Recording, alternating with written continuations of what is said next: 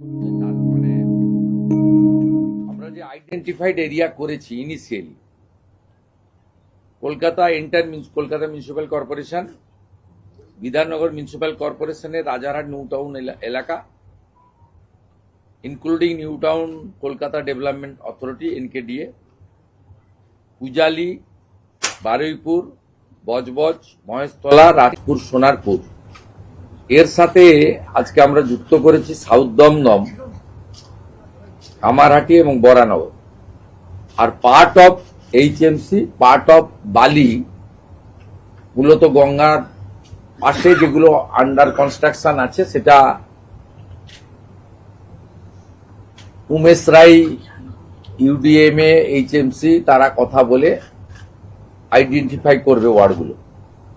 সেখানেও কিন্তু under construction গুলোর ক্ষেত্রেই বলা হয়েছে রেল, মেট্রো রেল, আমাদের সরকারি যে কাজ, কোর্টের যে কাজ, এনএইচ এর কাজ, স্টেট হাইওয়ে ডেভেলপমেন্ট কর্পোরেশনের কাজ বা অন্যান্য যে সমস্ত সেন্ট্রাল এবং স্টেট গভর্নমেন্টের যে কাজ রয়েছে সেই কাজকে এর আওতার বাইরে রাখা হয়েছে।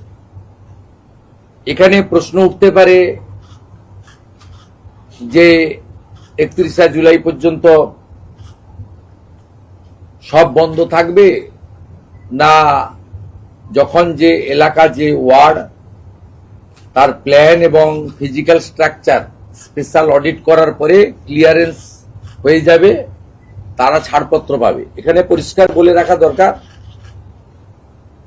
আমাদের যে টিম তৈরি হয়েছে তারা 2:30টার সময় আজকে বসছে। কেএমসি কলকাতা মিউনিসিপ্যাল কর্পোরেশনকে নোডাল করা হয়েছে, তারা অফিস, ইঞ্জিনিয়ার, সার্ভেয়ার, সয়েল টেস্টের এক্সপার্ট, পুলিশও লোক দিয়ে দিয়েছে, কলকাতা পুলিশ, যেখানে দরকার রাজ্য পুলিশ হেল্প করে দিবে। তারা যে যে ওয়ার্ড বা যে যে প্ল্যানগুলোকে, 3 ধরনের কাজ হবে। একটা হচ্ছে রিজেকশন হতে পারে, গ্রস ভায়োলেশন থাকলে, রেকটিফিকেশনের অ্যাডভাইস বা ডাইরেকশন দেওয়া হবে, রেকটিফাই যে করে নিবে নকশাতে, ডিজাইনে, কনস্ট্রাকশনে, প্রোটেকশনের জন্য। আর যারা ঠিকঠাক আছে, যেমন যেমন আসবে তেমন তেমন ক্লিয়ারেন্স তারা পেতে থাকবে।